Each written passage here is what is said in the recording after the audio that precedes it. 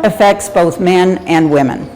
Burnout's physical and mental impact is more because of the pandemic, is more evident in women, and its rate is rising. The gap between women and men who say they're burned out has nearly doubled in the last year. 42% of women and 35% of men reported feeling burned out often or almost always in 2021. This compares to 32% of women and 28% of men in 2020. The burnout gender gap has more than doubled since 2019. It has exceedingly affected women in non-leadership positions. So far, the social, political, and business leaders have paid little attention to understanding and resolving burnout. It sometimes is not seen as real, yet it is.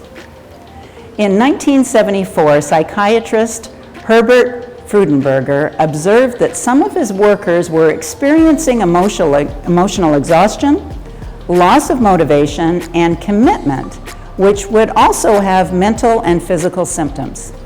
He labeled this disorder burnout and described it as this: a depletion or exhaustion of a person's physical or mental resources attributed to his or her prolonged yet unsuccessful striving towards unrealistic expectations, internally or externally derived. In 2019, burnout was classified as a disease by the World Health Organization, and they described it as a syndrome conceptualized as resulting from chronic workplace stress that has not been successfully managed.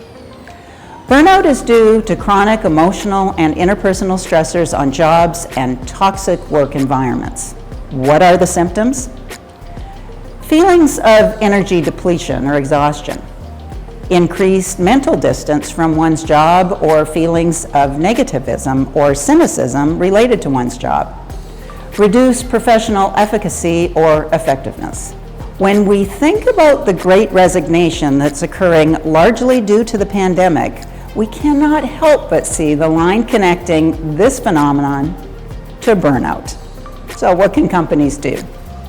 Bernie Wong, Senior Associate at Mindshare Partners, makes a point for organizations to heed.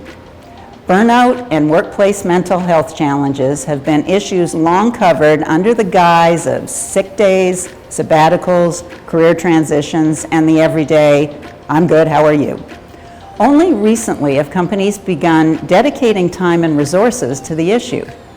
Unfortunately, efforts thus far have been misdirected in an attempt to solve for the individual rather than culture.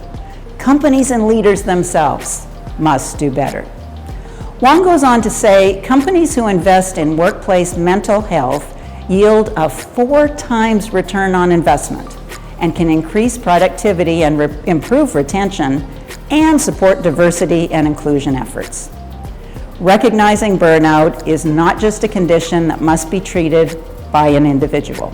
It is equally a condition that must be addressed by the organization looking at its practices to mitigate its effects.